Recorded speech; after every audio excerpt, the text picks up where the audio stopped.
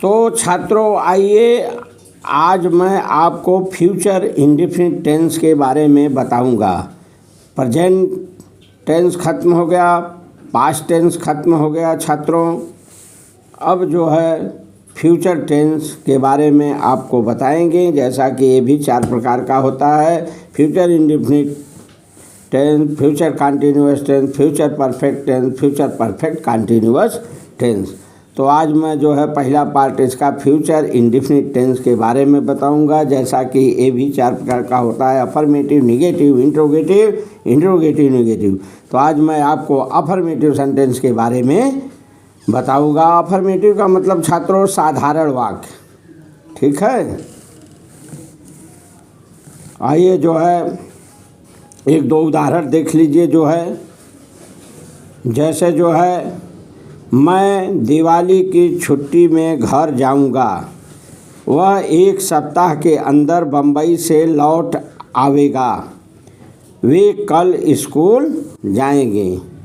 ठीक है छात्रों, तो इसकी पहचान देख लीजिए। जब कोई काम आने वाले समय में हो परंतु यह ज्ञात न हो कि काम कब पूरा हो जाएगा अथवा जारी रहेगा, तो वह फ्यूचर इंडेफिनिट टेंस का अफर्मेटिव सेंटेंस माना जाता है। ठीक है छात्रों, और इसका पहचान और भी है जो है जिस हिंदी वाक्य के अंत में गागेगी आदि शब्द लगे रहते हैं। जैसे जो है आपने देख लिए जो है पहला, दूसरा, तीसरा उदाहरण देख लीजिए। जो है सब में जो है जाऊंगा, आऊँगा, खाऊंगा, पढ़ूंगा, हंसूंगा, रोऊंगा, सब में जो है अंत में गागेगी लगा रहता है। ठीक है, तो ये पहचान है छात्रों। जो है छात्रों सबसे बड़ी खासियत एक चीज़ का आपको ध्यान देना है कि बहुत से लोग जो आपको इसमें सावधान होने की बात है।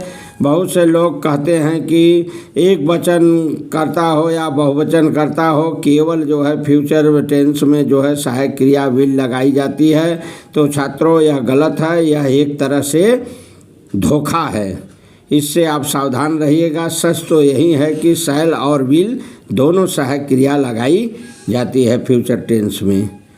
ठीक है, जैसे जो है मैं आपको बता रहा हूँ। अब देखिए जो है अगर कोई ऐसा कहता है तो समझिए वो आपको धोखा दे रहा है। जैसे आइए जो है नियम की तरफ अब बढ़ते हैं। नियम में देख लीजिए जो है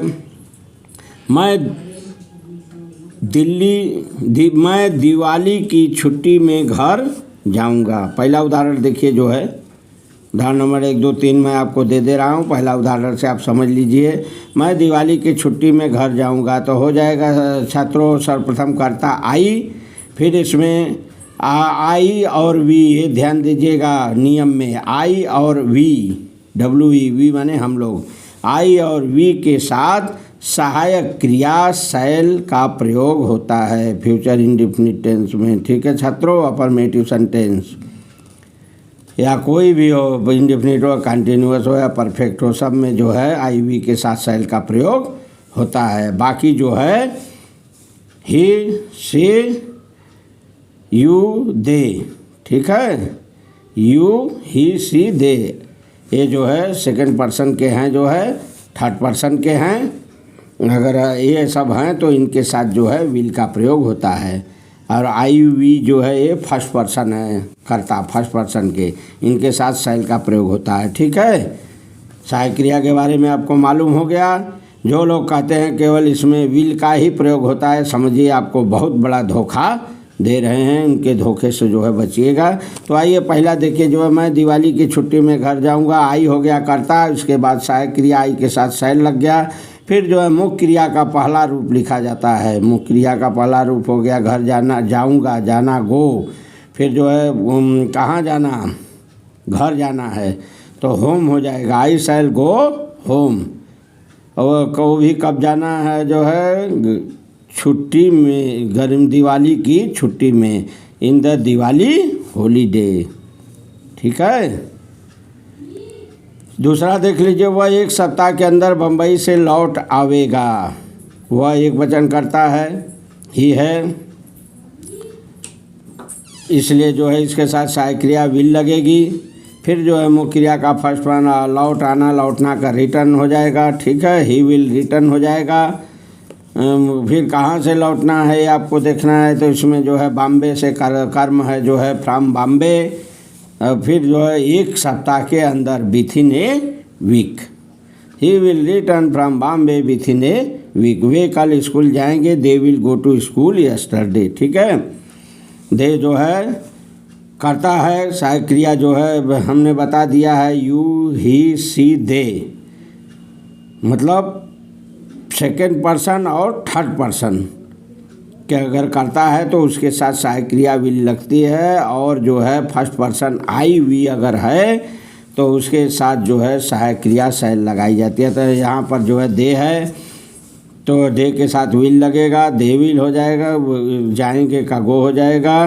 कहाँ जाएगा जो है कर्म देखिए जो है स्कूल जाना इसमें बता रहा है, वे कल स्कूल जाएंगे, they will go to school yesterday.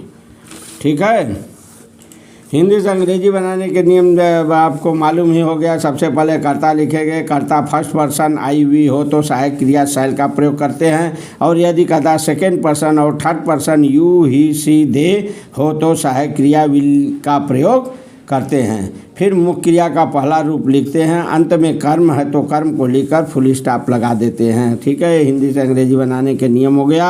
अब आप शुद्ध देख लीजिए, आई और वी हो तो I we plus shall plus V का फर्स्ट फॉर्म प्लस ऑब्जेक्ट। यदि यू ही सी दे ऐसा करके करता आता हो तो जैसे उदाहरण नंबर 1 में जो है आप देख सकते हैं, तो इसके लिए हो जाएगा यू ही सी दे, कर्ता लिखेंगे जो भी होगा प्लस विल प्लस वी का फर्स्ट फॉर्म प्लस ऑब्जेक्ट, जैसे उदाहरण नंबर 2 और 3 में। ठीक है, विल शैल का प्रयोग छात्रों जान लीजिए, जब वाक्य में केवल भविष्य काल का बोध हो तो फर्स्ट पर्सन कर्ता आई वी के साथ सहायक क्रिया शैल का प्रयोग करते हैं। ध्यान देना, आई वी के साथ सहायक क्रिया शैल, वो भी कब, जब भविष्य काल वाक्य से जो है केवल भविष्य काल का बोध हो, मालूम पड़े जो है भविष्य काल की बात हो तब। तथा सेकेंड और थर्ड पर्सन करता आई यू ही सी दे हो तो उसके साथ जो है विल का प्रयोग करते हैं, जैसे उदाहरण 2 और 3 को आप देख सकते हैं। ठीक है, तो आइए आगे चलें जो है छात्रों, विल शैल का और भी प्रयोग है, इसको देख लीजिए। ये तो जो है भविष्य काल के लिए आपने जाना जो है प्रयोग विल शैल का।